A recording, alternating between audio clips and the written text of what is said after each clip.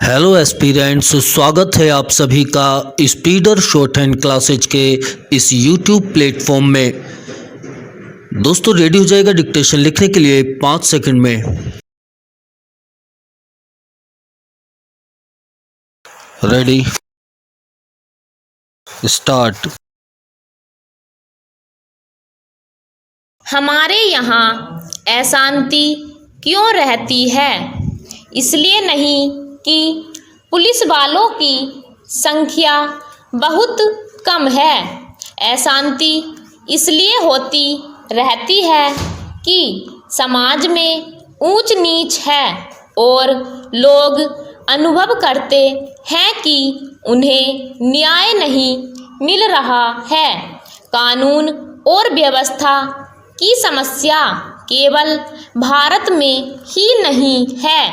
मैं आपसे अमेरिका की ओर देखने को कहूँगी। मैं कहूँगी कि आप अन्य अनेक विकसित देशों की ओर निगाह डालें जहाँ न पैसे की कमी है, न रोजगार की, न दुनिया के सुख साधनों की। मैं आपको विश्वास दिला सकती हूँ कि एक अकेली स्त्री जितने सुरक्षित भाव से कोलकाता या दिल्ली की सड़कों से गुजर जाती है, उतनी उन देशों के अनेक शहरों से नहीं गुजर सकती। चेंज। गुजरात को क्या सहायता दी गई? क्या आपने इसके आंकड़े देखने का कष्ट किया है? मैं यहाँ कागज पत्र लेकर नहीं आई हूँ, लेकिन मैं कह सकती हूँ कि गुजरात को भारत के कई राज्यों की अपेक्षा अधिक सहायता मिली है। आपने एक या दो विशेष परियोजनाओं की चर्चा की है। प्रत्येक परियोजना पर उसकी आवश्यकता के अनुसार विचार किया जाएगा और आवश्यकता का यह अभिप्राय नहीं है कि अमुक फर्म या व्यवसाय गृह को क्या मिलता है। आवश्यकता का आशय यह है कि उससे देश को अपने पांवों पर खड़े होने में सहायता मिलती है या नहीं। चेंज। हमें उर्वरकों की आवश्यकता है। हम उन्हें प्राप्त करने के लिए सभी संभव उपाय कर रहे हैं, लेकिन हम विदेशी कंपनियों के हाथ बिक कर उर्वरक नहीं पाना चाहते और जब तक मैं सत्तारूढ़ हूँ, मैं ऐसा नहीं होने दूंगी, चाहे कैसा भी दबाव क्यों न पड़े। अगर आप चीखना चाहते हैं तो विश्वास रखिए, आप मुझसे ज़्यादा जोर से नहीं चीख सकते।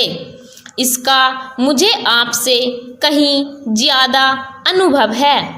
प्रत्येक मामले को तब तय किया जाएगा जब वह विचार के लिए उठाया जाएगा। जहाँ तक टाटा परियोजना का संबंध है, वह योजना अभी सरकार के सामने नहीं आई है। यदि वह आएगी तो उस पर वैसी अन्य योजनाओं की तरह समुचित विचार किया जाएगा।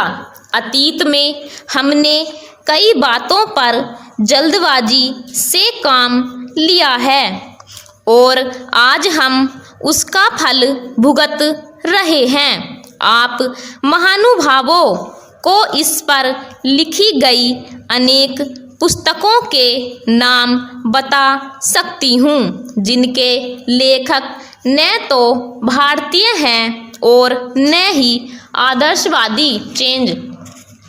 महोदय, प्रत्येक कदम फूंक फूंक कर रखना होता है और हो सकता है कि हम कुछ वर्ष गंवा दें, लेकिन स्वतंत्रता गंवाने की अपेक्षा वह अच्छा होगा।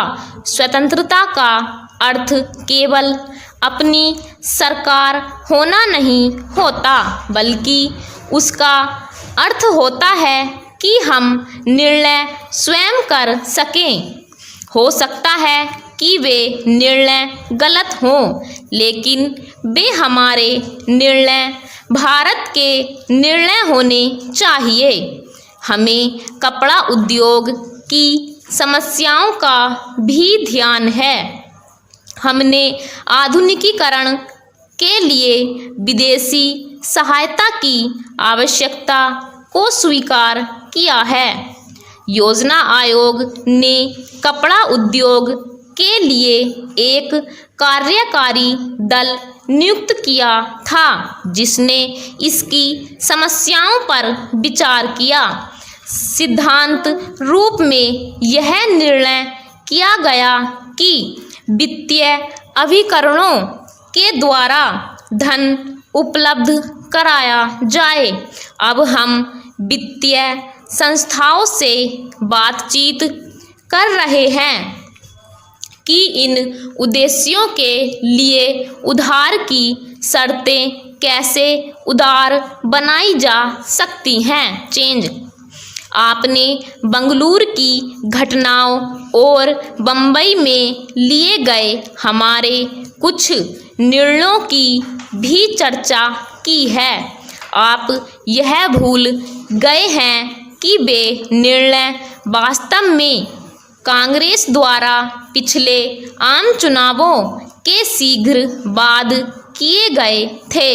उन पर कार्य समिति में विचार विमर्श और एक राय से सहमति हुई थी और बाद में उन्हें अखिल भारतीय कांग्रेस कमेटी ने स्वीकार किया था। बंगलुरु में हमने केवल मोटे तौर पर नए सिरे से दिशा निर्देश दिया था। इसमें कोई संदेह नहीं कि जब तक देश उस दिशा की ओर न बढ़े तब तक वह प्रगति नहीं कर सकता। मैं नहीं समझती कि आदर्शवाद और व्यावहारिकता को एक दूसरे से अलग किया जा सकता है। सभी देशों को अपनी प्रगति किसी न किसी सिद्धांत पर आधारित करनी होती है। प्रश्न केवल यह नहीं कि भारत में क्या हो रहा है, बल्कि प्रश्न परिवर्तन की उस लहर का है जो दुनिया भर में देखी जा सकती है। यहाँ अनुशासन और धैर्य के अभाव के बारे में काफ़ी कुछ कहा गया है। मैं समझती हूँ कि इन शब्दों का प्रयोग करने से पहले आपको इनका अर्थ ठीक से समझ लेना चाहिए।